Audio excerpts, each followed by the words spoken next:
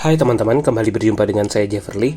Di video kali ini kita mau bahas tentang tips dan panduan lengkap untuk lolos Google AdSense. Jadi di video kali ini kita bahas tentang sekilas dari Google AdSense, lalu kita bahas juga tips-tips agar bisa lolos dalam mendaftar di Google AdSense, dan nantinya kita juga bahas hal-hal yang harus dihindari ketika kita sudah berhasil bergabung di Google AdSense. Sebelum lanjut, jangan lupa untuk subscribe dulu, dan kalau ada pertanyaan silahkan komen di bawah ya. Apa itu Google AdSense? Nah, Google AdSense ini sebenarnya adalah program periklanan yang dihadirkan oleh Google untuk para pemilik konten, seperti misalkan pemilik website, blogger, YouTuber, dan sebagainya. Nah, misalkan teman-teman punya sebuah blog gitu, kita bisa bekerja sama dengan Google AdSense, nanti kita akan menampilkan iklan, yang kalau iklan itu diklik, kita sebagai blogger atau pemilik website akan dapat penghasilan. Atau misalkan kita ada seorang YouTuber yang punya channel YouTube, kemudian di video-video kita aktifkan iklannya sehingga ketika orang menonton iklan tersebut atau mengklik iklan tersebut, si YouTuber itu mendapatkan penghasilan. Nah, inilah bentuk-bentuk dari iklan Google AdSense itu. Singkatnya, Google AdSense itu adalah program periklanan dari Google di mana publisher itu bisa menayangkan iklan dan ketika iklannya diklik atau ditonton sama orang, itu bisa dapat penghasilan. Nah, lebih detail tentang cara dapat income dari Google AdSense sudah pernah saya bahas di video ini, linknya ada di deskripsi ya. Lantas gimana nih cara untuk mendaftar Google AdSense supaya bisa diterima atau bisa lolos nih? Nah, langsung aja kita akan bahas beberapa tipsnya di video kali ini. Cara untuk lolos dari pendaftaran Google AdSense itu paling penting adalah kita mengikuti dan memenuhi syarat-syarat dari Google AdSense. Seperti apa sih syarat-syaratnya? Persyaratan kelayakannya itu ada beberapa. Misalkan yang pertama dari kontennya harus original, yang unik dan menarik. Kemudian kontennya harus mematuhi kebijakan Google AdSense. Nah, ada beberapa poin yang perlu kita ingat nih. Yang pertama, konten harus original, unik, dan menarik. Ini wajib banget. Kemudian yang kedua, kita harus berusia minimal 18 tahun. Jadi kalau belum 18 tahun belum bisa, tapi kalau udah di atas itu, kita memenuhi syarat untuk ikutan Google AdSense. Dan kalau untuk seorang YouTuber, itu dia harus punya channel YouTube dengan minimal 1000 subscriber dan 4000 jam tontonan di channel YouTube-nya untuk bisa daftar di YouTube Partner Program. Selain itu, yang juga penting banget itu adalah kita membuat konten yang advertiser friendly atau yang ramah atau cocok untuk para pengiklan.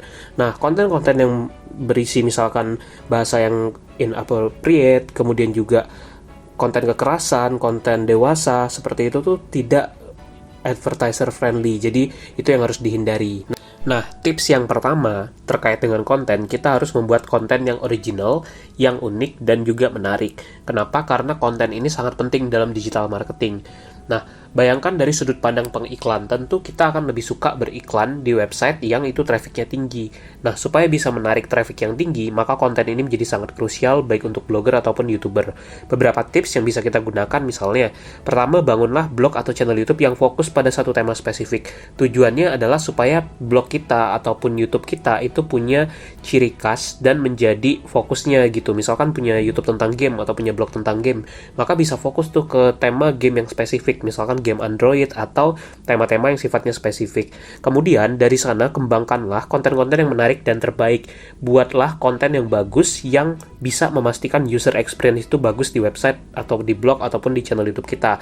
Misalnya terkait user experience, kita bangun website yang loadingnya cepat, websitenya mudah digunakan, tampilannya bagus atau nyaman, ada informasi yang lengkap seperti ada halaman kontak dan lain sebagainya. Jadi ketika orang masuk ke website kita, mereka dapat konten yang dia butuh, mereka suka kontennya, trafficnya lumayan atau bahkan tinggi, kemudian juga secara fitur mudah digunakan, maka itu memberikan user experience yang bagus dan ini menjadi daya tarik buat para pengiklan nantinya di blog kita. Kalau itu dipenuhi, kita akan lolos Google AdSense. Nah, ini ada 2 video yang saya sarankan untuk teman-teman tonton terkait membangun konten yang bagus di blog dan juga membuat blog yang sukses tadi. Bisa tonton videonya ya.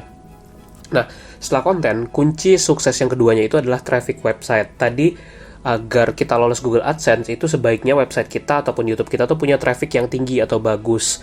Kalau misalkan di blog, ketika trafficnya tinggi, itu akan memberikan potensi monetisasi yang bagus untuk blog kita tentunya.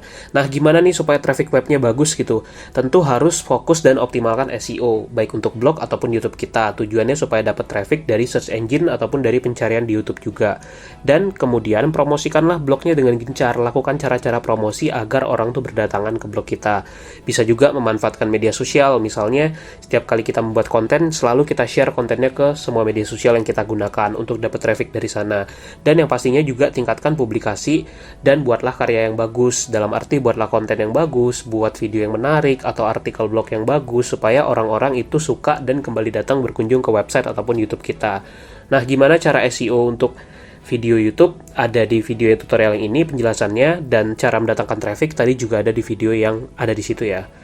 Nah, lantas kalau udah berhasil nih lolos ke Google AdSense, apa yang harus dihindari?